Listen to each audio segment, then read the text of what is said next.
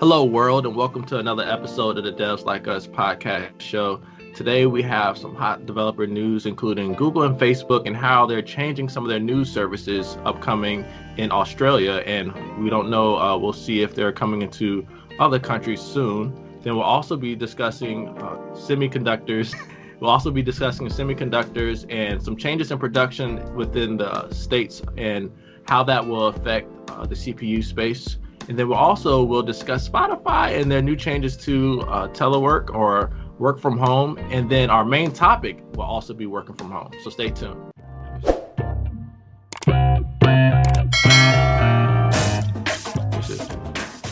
Crew, what's going on? How's everybody doing? Doing well. Doing another week down. Yes. Glad that the weekend is here. Has anybody started charging for their tweets yet? Did you all hear about those super followers? Yeah, the super followers. No, I haven't started charging. I don't think I'm that big time yet. Every once in a while I get my moments, but I don't think I'm that big in the game to where I'm just out here. All right, I need you $4. You can access this exclusive set of tweets. Exactly. $4 a month. That's all I need from you. I need to go check if I even tweeted this week. Oh man, it's all good. All right, JB, you have you gonna do the news for us this week? Yeah, let's go ahead and roll into the news for this week. We're going to start this one off with, as Terrence alluded to, the Facebook in Australia news coverage post, where Australia had started the process of this new legislation that would make Google and Facebook pay the news publishers for their content, just because of the fact that Facebook and Google kind of, with the way that their links are set up, they kind of attach themselves to the links, so it doesn't really go, those news publishers don't get the traffic that they want. And so Google tried to play a little hardball at first, and they eventually gave in and struck a deal with some companies that they would pay out for this.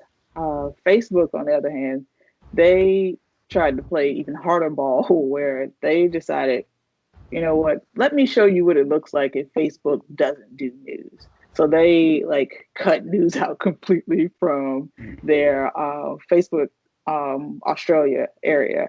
And then overall Facebook, they weren't allowing people in other countries to post Australian news articles.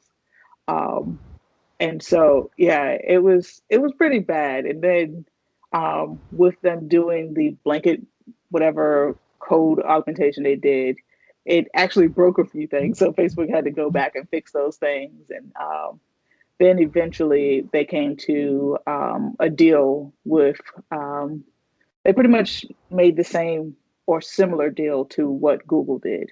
And so, now they're like, all right, we'll pay, but we don't really like it. And Facebook did come to that after some changes were made to the legislation of who do you deem is the owner and how they get paid and who should get paid and things like that. So yeah, that one was pretty interesting to me. What you guys think about that? I love it, JB. There's so many great nuggets there. So the first nugget is, okay, we all know that technology tends to be ahead of policy within, and it's kind of similar within the tech being ahead of the securing of the technology. It's the same thing to me in my eyes with the policy. The tech is always ahead of the policy, and so once users of are starting to realize hey, we're not getting paid for this. We love the fact that our stuff is being used, but we need to get paid. These exactly. Gathering these resources are not free. And then the second nugget that I love too is that things did not work. So I guess they got some form of government mandate or say, hey, they needed to make changes. So they tried to make these changes on the fly, and then things were broken. Have any of you all ever been from a developer standpoint where management just said, hey, we need to do this and it needs to be done now? Yeah. Oh yeah, definitely.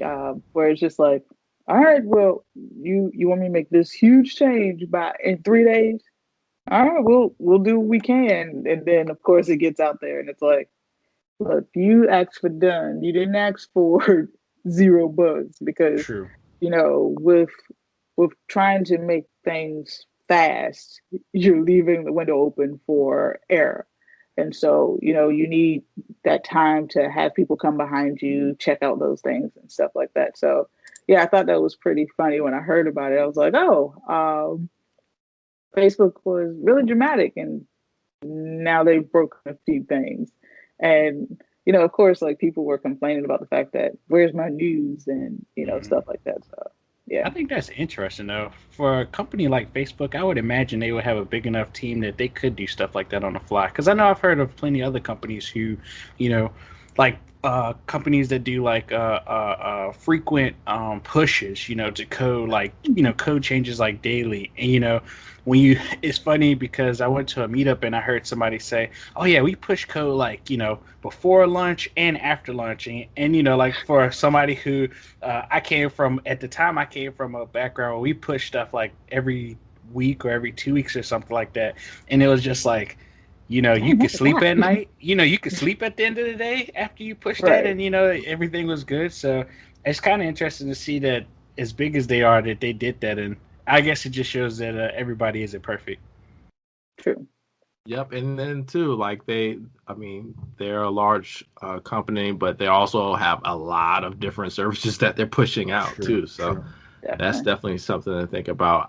Mine must be the oddball. I don't really use Facebook News like that. I do use Google's news feature, but I never really got into Facebook News. It seems like it's like very well organized and stuff. It's not within like my muscle memory, or it's just like when I go to Facebook, I'm just not saying, "Hey, let's go to this news tab." Do you True. all use Yeah. it? No, I I don't. don't actively use the news tab, but I look at the articles that other people post. Hmm. Um, Very like I'll true. go through and be like, oh, okay, what happened? Because I mean, I follow a couple like news outlets on my Facebook page, and so I'm like, oh, like what happened in that area, Yeah. type of thing. So I do that, but not just like actively like, oh, let me go to this little newspaper icon and see what's going on, type of thing. But yeah. Yeah, I've never used it. I thought the news was just watching all of your friends and family rant on Facebook.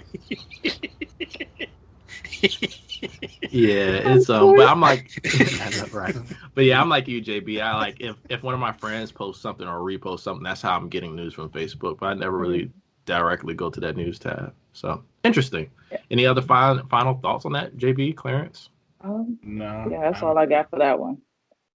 And in other I news, I oh, do my have bad. one more question. I'm gonna play Clarence Ooh, today. ooh, Oh, you Let's gonna just play me let's today? just and another thing. let's just some let's no, but let's there was a good lesson learned there, and that's the policy or management is pushing you to get something out and you're rushing things.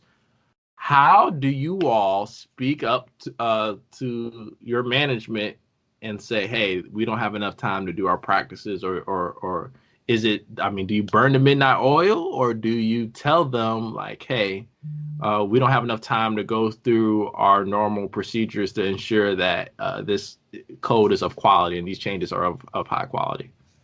So I feel like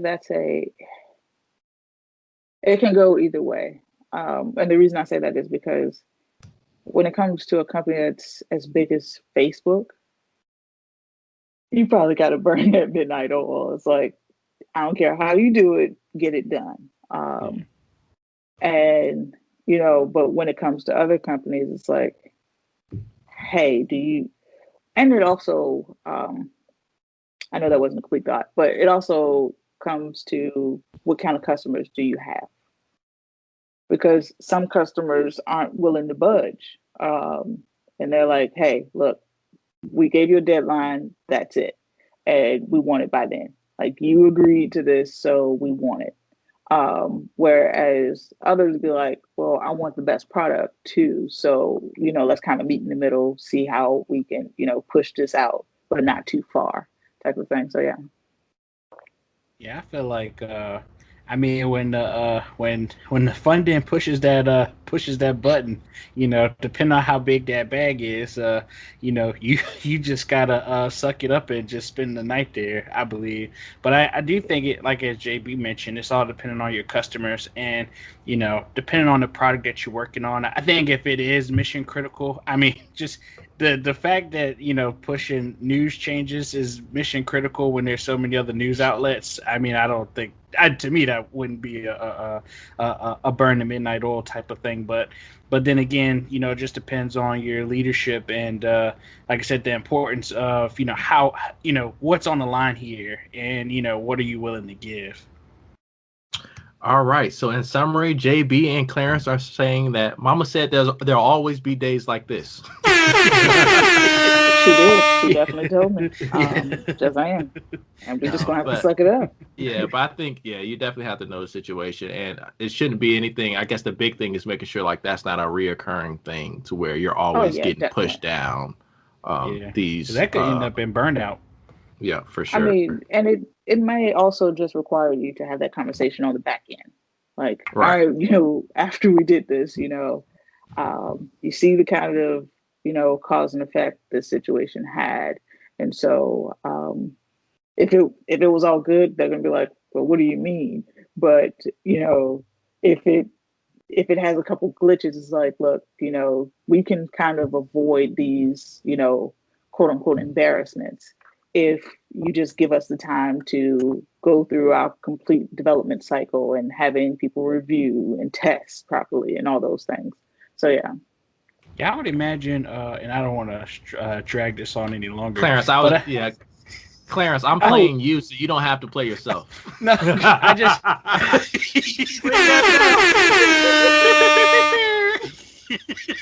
Oh my gosh! I'm just playing, but that was funny. No,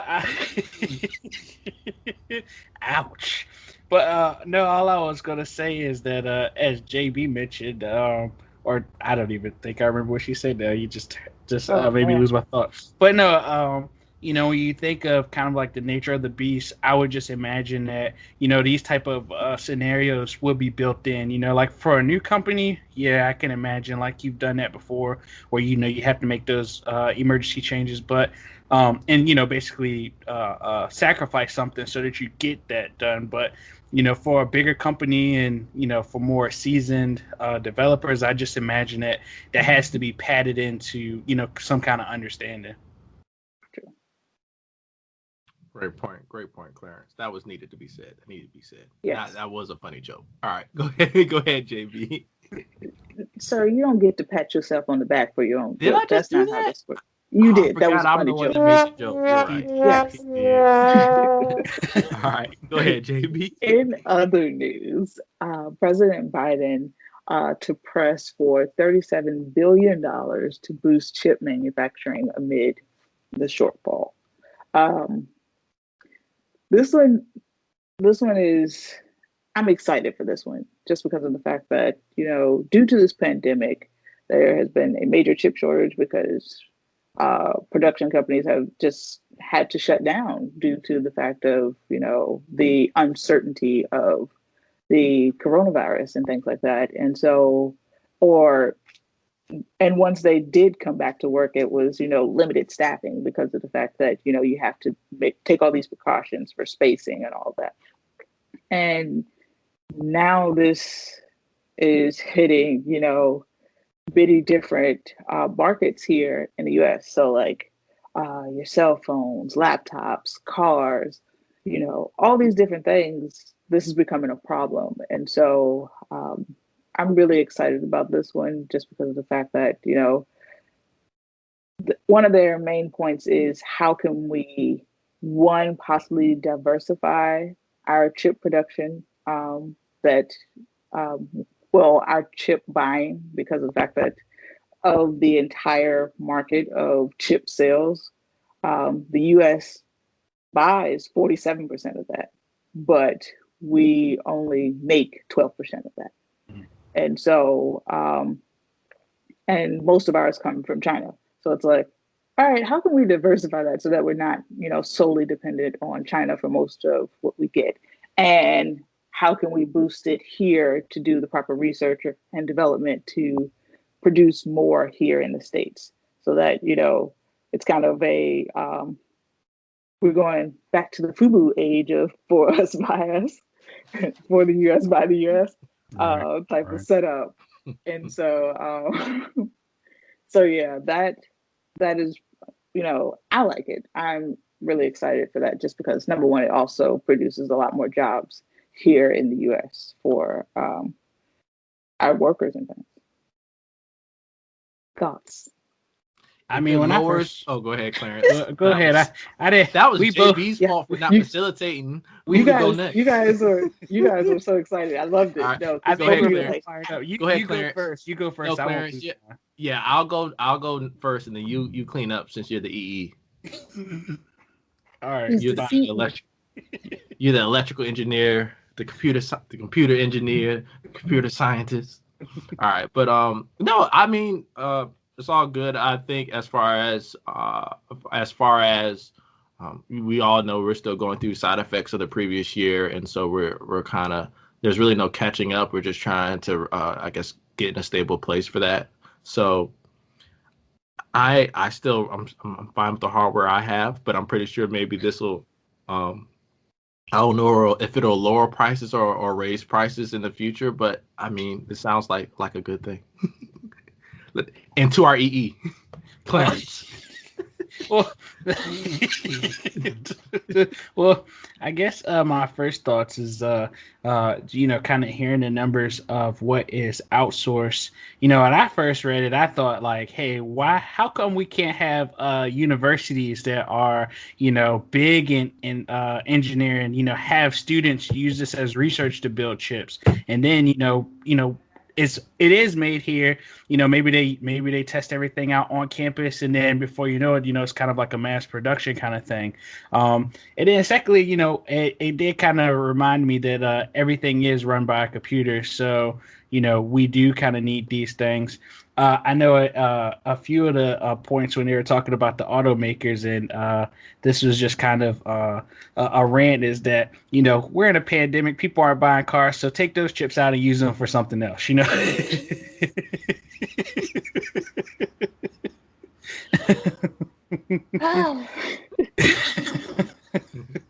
I mean, they weren't buying cars; they're back to buying cars now, slowly but surely. But they're back to buying cars. I know that car. A lot of those car dealerships are making deals and saying, "Hey, you can try this out for a whole year. Tell me how you like it." Hey, all I'm gonna say is the truck that I pass by every Friday going out and about, it's been sitting there since the pandemic started. So that's a free chip. That's game. No. Oh, that's a free chip. What they're gonna do? Go take the truck apart? Yeah, take the computer out. Right. But yeah, as a software guy, I don't have too much more to speak on this one. I don't have too much more to add. But it is good to see. Well, not good to see. The lessons learned I have from it is basically, we're always adjusting. You can't always stay on the same path that you're on. So you have to be able to pivot. I feel like Terrence is on a real informational, vibe tonight. And I actually like it, where it's like the lessons for tonight is, yes. I like it, I've been trying to do that from day one. I tried to do that from day one, but... Well, maybe it's because of the fact that you're actually, ending each piece with the lessons learned. Yes.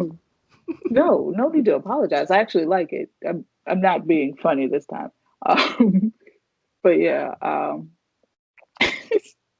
so next up, we have Spotify is allowing its staff to work from anywhere permanently. I would give you guys the background, but that kind of states it all. So I'm going to let Clarence go first, because I know that this is one of his favorite things, is companies allowing people to work remotely. So I'm going to let you go ahead and give us your thoughts. I think this is big, and I really believe that. And I know this isn't like the only company that has done it. You know, Twitter has done it, Salesforce has done it. There's a couple other companies, you know, big name companies are also allowing it, and I mean there are plenty other companies who've already already jumped on that. And I said already too many times, but already jumped on that.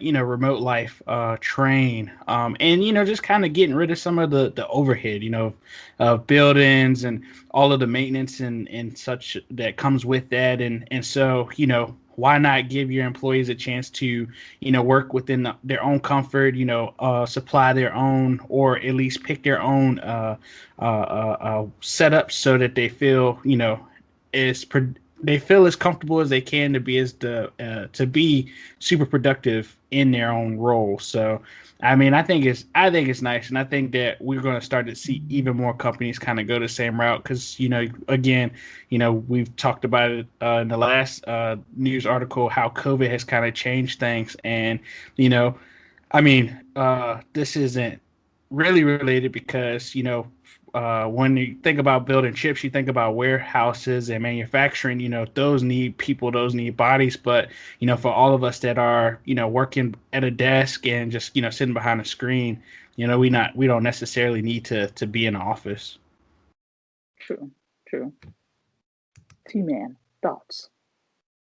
I have very strong opinions about this.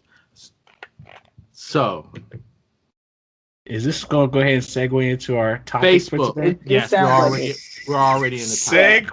Segue. Yeah, I was like, I think he's just gonna go dive right into it. Facebook are building physical locations for their employees to work at. Um, Amazon is building physical locations for their employees to work at. Apple is building physical locations for their employees to work at. So I do believe that our workforce and the makeup and the locations that we work at are going to have a remote component, but I do feel as though that we will always have a need for some form of in-person uh, meeting, and that there are some things that from a productivity standpoint are harder to do from a remote standpoint. I think that we're learning to maximize or to become as efficient as possible from a remote standpoint. I do like remote options and being able to work from in a remote position.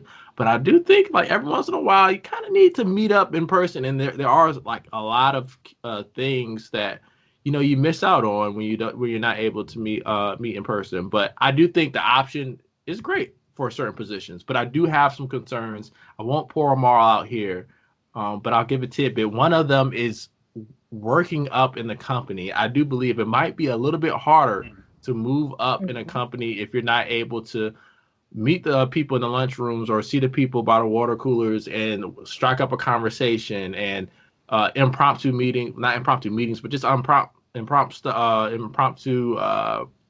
discussions on certain things. So those are a few of my concerns. I do like the fact that, hey, the more you remove the morning commute, you're able to remove the afternoon commute. You're able to do that like day in and day out is a nice option. But I do have some fears and concerns. So Clarence, your position is you're 100% ready to go 100% remote right now. Yes, Okay. yes, sir. I am. He's basically doing that. Yes, I like it. I like it a lot, but I feel like I would like the option to be in as well. JB, where do you stand? Let's set the playing field. So I guess really quick though, JB, where you stand? Do we just want to go ahead and break out into the topic? I mean, we're already there. I just we're already in the topic. Yeah, I mean, today's topic, for those who don't know, is remote work. Thank you. Since Clarence wants us to clearly state it, as you already asked him about a segue, and we just segged our way on through it. Just wanted to make sure that everybody knew. That's all. For my preference in this, so during the course of this pandemic, I've had the chance to do both. Work from home, for a whole week, work in the office for a whole week, and do a hybrid option. For me personally, I like the hybrid option just because of the fact that number one, I stay by myself. It's just me. I'm in a house. Yeah, y'all, she be And texting us, calling us all the time. yes, Hey, because Terrence, what you doing?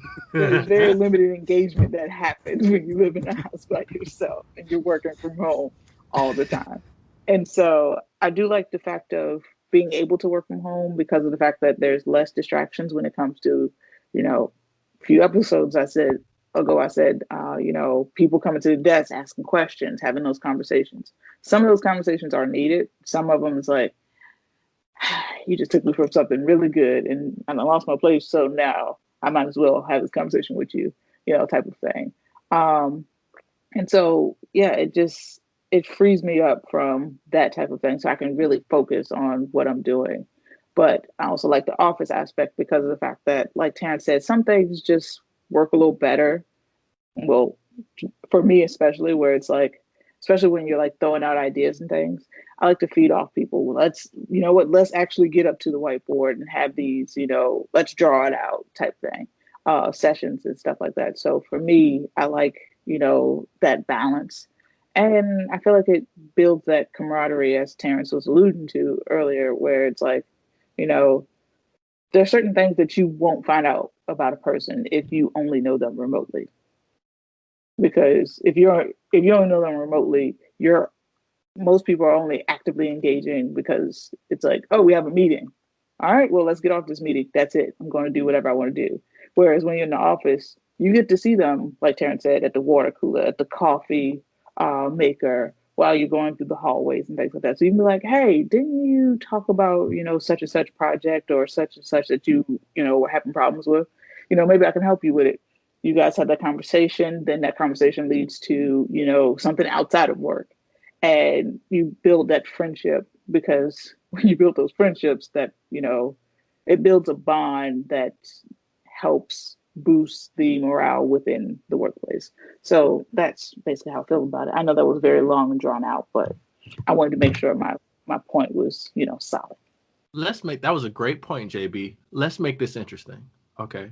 So you and I Oh, are we're on making board. bets. No bets. Let's just make this Oh, interesting. You and I are leaning towards the hybrid yes. model. Clarence, you're 100% all in for remote. Let's hear one con that you have for 100% remote work. Go. One con? Con. Yeah. Yes. I would think the only one con to remote work is the environment that you work with. And what I mean by that is that if you are in an environment that has accepted remote work, which basically comes with everything that entails with remote work, which is you know the need for flexibility for things popping up. I mean, even though you don't have those random pop-ups like JB mentioned earlier with coworkers, you're at home. So, if you have kids, you have a dog, you got neighbors, like that, like those type of things could pop up and kind of come up and happen. So what I mean, or at least to expand on my con, is that when you work for a company remotely and they haven't fully accepted everything that comes with it, then you could end up being stressed out, always worrying if you come across as available. Because there are some companies who you could put your status, and I don't know if you all use Teams or Skype or any kind of tool like that, but there are companies who don't care if you put it on away, and they know that you're still working. But there are companies who you could have leadership say, why does Clarence have his away status, for months? Like, has he been doing anything, and that kind of thing. So I think that's probably like the biggest con, is mostly just falling on, the company that you work for and how accepting they are to, the whole remote life. Follow up. Great response, Clarence. Follow up, Clarence. Would you prefer your company to be, as a whole, to be 100% remote versus your company having 100% remote options, but there are also other people in those same or similar positions that are on a hybrid model or going into the office? Will you feel will you feel like you're at a disadvantage versus the ones who are going into the office and management is in the office? Yes and no.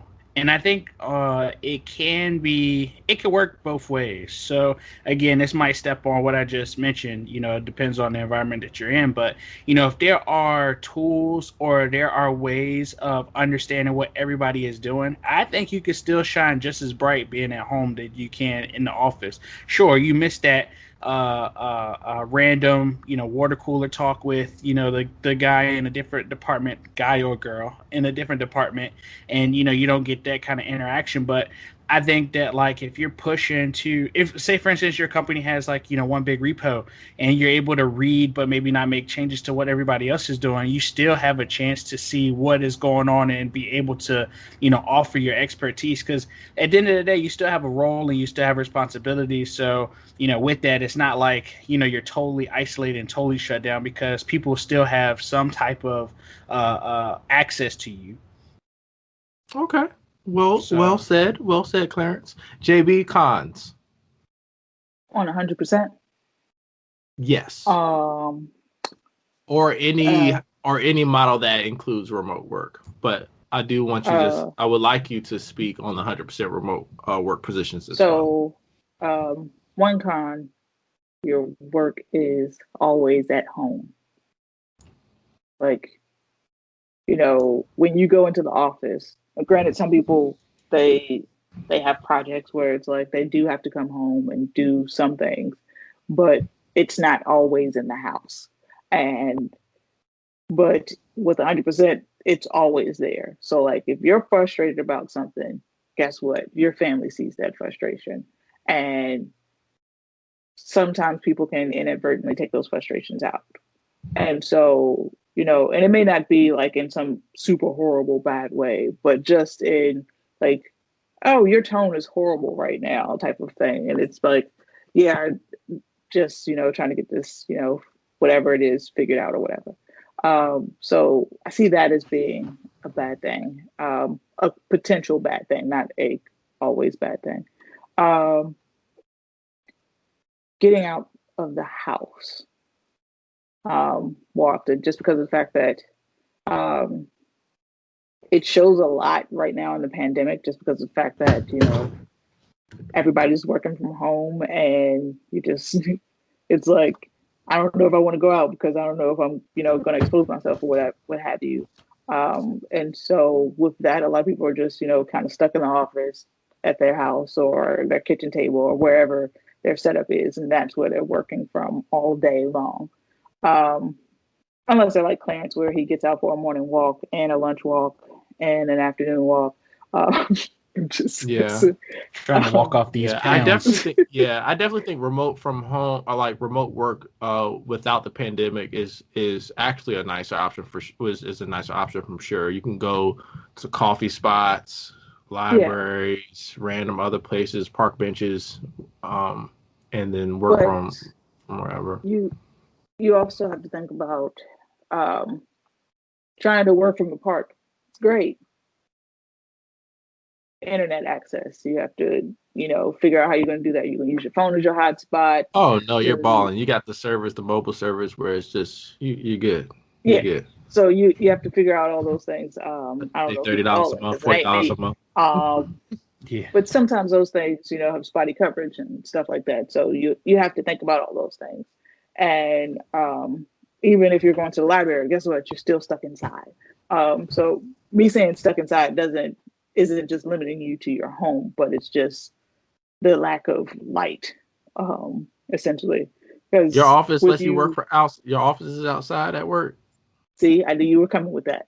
Even though even if you go to work, you're in the office, you have that commute and things that you don't like. Some people like that time because it gives them time to think, and it separates them from the home life and the work life, and that's their limbo period where it's just, all right, I get to do something I want to do before it's interrupted by this or this. Now granted, that's for people who have families at home. For me, my free time is not interrupted because when I come home, it's like, oh, I can still do whatever, unless Clarence calls. But that's neither here nor there. Um, Dang. but but yeah, so that's kind of one of the biggest cons I see. What's your Gotcha. take, T man? What's your con? The only con that I have not already stated that I think is worth mentioning is just when you're depending on others. So a lot of times with 100% remote work or 100% remote companies, sometimes you're depending on somebody from a different time zone. Sometimes Hmm. that could be 1 hour, 2 hours, 3 hours away. Sometimes it's several hours away, Yep. and so that that portion takes a little bit of getting used to. So your things that if you're depending on people within the office, you get that thing same day, maybe next day. Now those things are like automatically like the next day. Like the task that could be done in the office same day is like now 3 days, just because like you sent them something, they went to them when they get to their time zone, they get it back. Oh, what about this? Ask a question, it goes back. Then it's another day. Then it's another like a 1 day thing can potentially become a 3 day thing.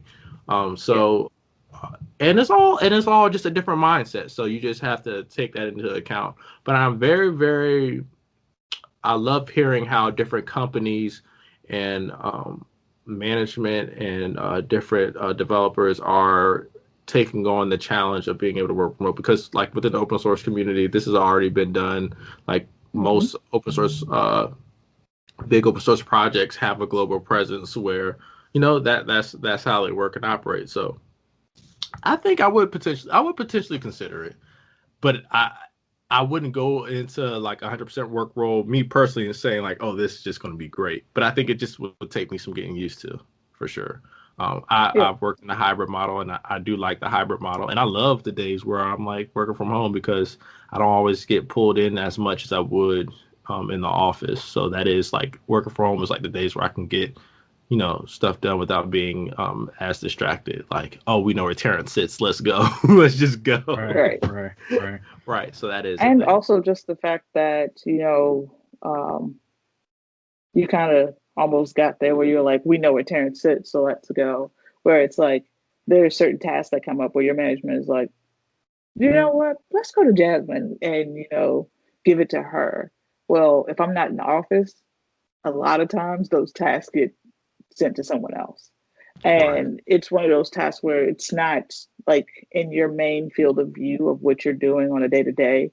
And so it's going to deviate you from that. And so a lot of times you're like, some of those are welcome because it's like, oh yeah, I'm frustrated with this, so let me go to that. Other times you're like really in a groove and it's just like, that's not even a fun task to do. And now, I have to do it. So working from home, it's like you don't get hit with those random tasks that often. Right. So yeah, I do like that because I mean, a couple days ago, I got back into the office and it was like, oh yeah, we were looking for you. It's like, oh okay. It's like, don't worry, we took care of it. Even better. Exactly. So yeah. See, Exactly. I guess my only thing with that though is I feel like companies that have been 100% remote or have built their business on a remote model, I think they still get those things. I think that like for companies who have just transitioned, I think that like because of the unknowns, I think that there has been some like a little bit of I guess muddy water on how to like handle stuff like that. But I know a guy who works 100% remote and he still gets sideswiped for stuff, and that's just because that's the nature of their business is that they have people in here, there, pretty much everywhere. So I think that like they're really big on staying connected through messaging and that kind of thing. So I guess I just think that if your company is brand new to it, all of it's going to be kind of weird because you not only you have people that you're working with who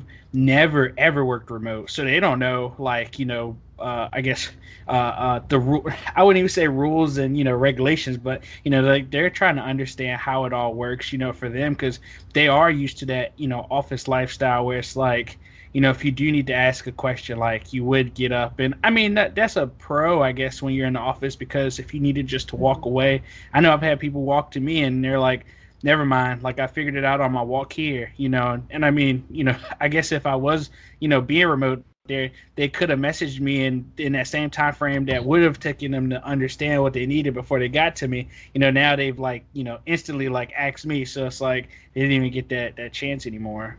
No, I can just go for a walk outside. That's all. Yeah. Yeah. Yeah. No, exactly.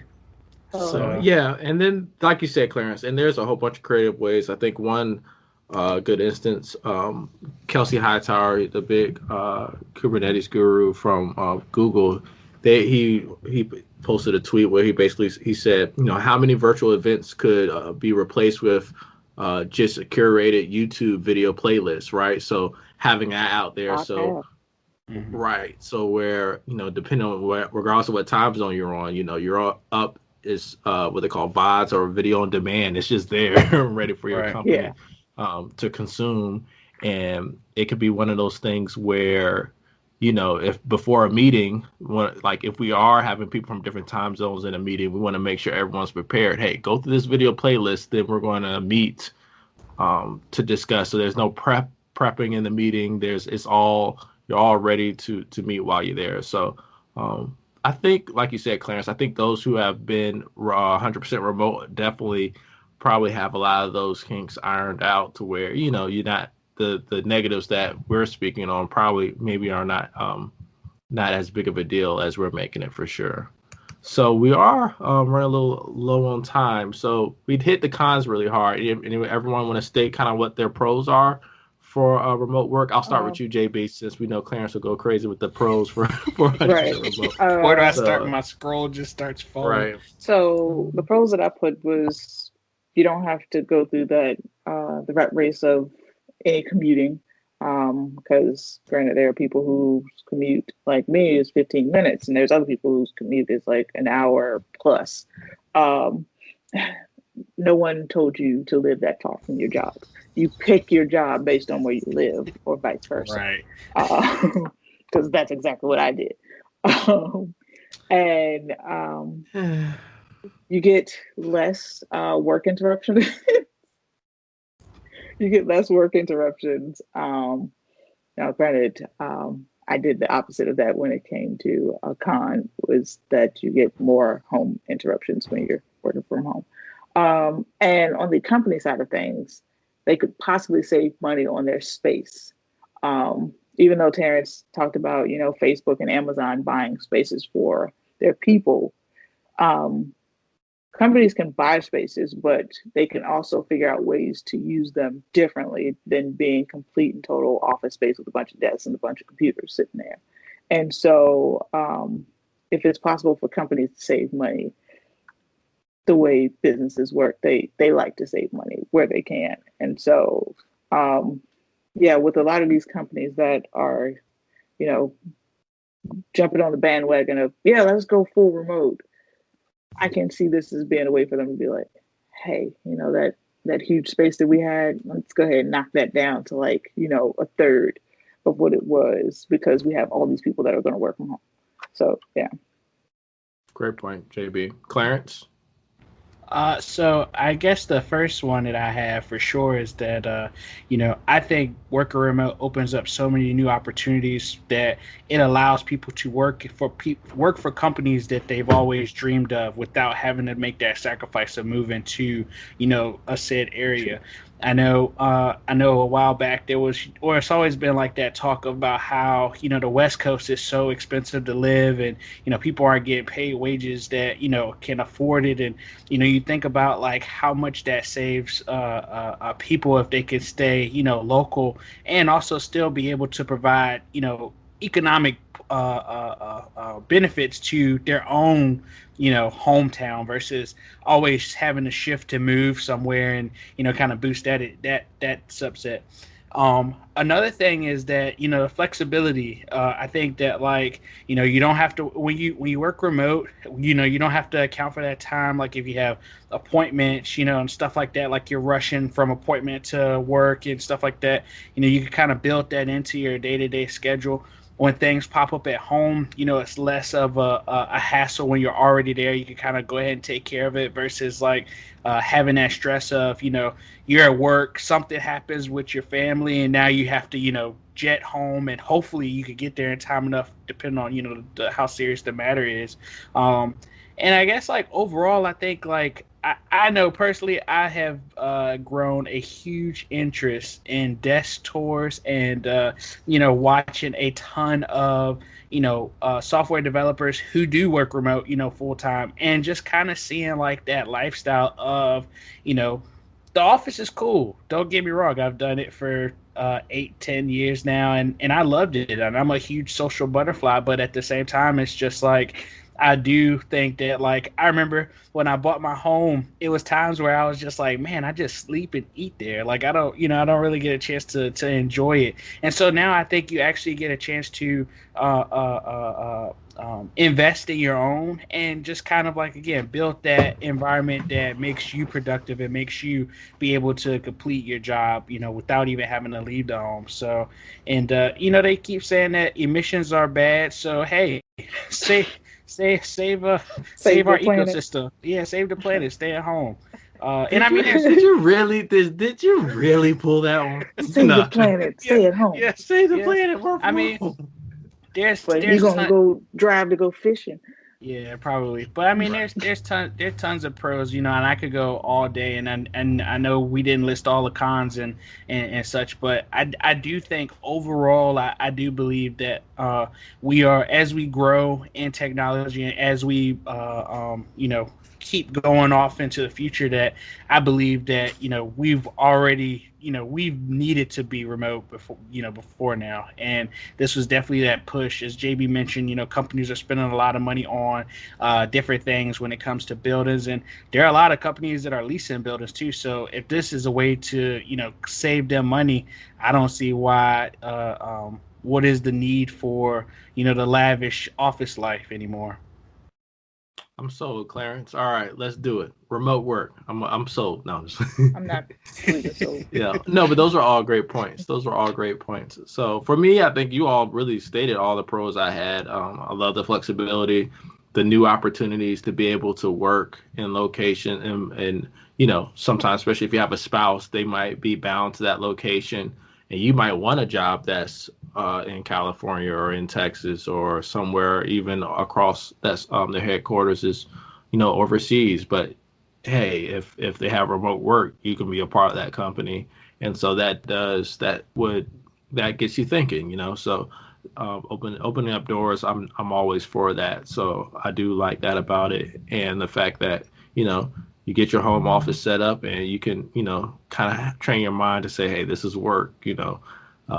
Get the office outside of the same room as your bedroom, and kind of get in that mindset. So I can see it being definitely a beneficial option.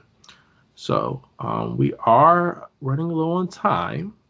JB, Clarence, any final thoughts? I guess those were pretty final thoughts. I say let's leave it there. Those were good. Those are solid. Those were solid. Those were solid. Yeah, those were solid. All right, you all. Thank you for tuning in to another episode of the Devs Like Us podcast show. If you enjoyed this episode, make sure to give us a thumbs up and make sure you subscribe. That's one of the best ways that you can support this channel is to subscribe. And also check us out on Apple Podcasts. Give us 5 stars and give us a great comment as well, so we can make sure that we can give you a shout out. So thank you all for listening. Stay safe out there. See you next time. My name is Terrence. I'm Clarence. All right, y'all. We're out.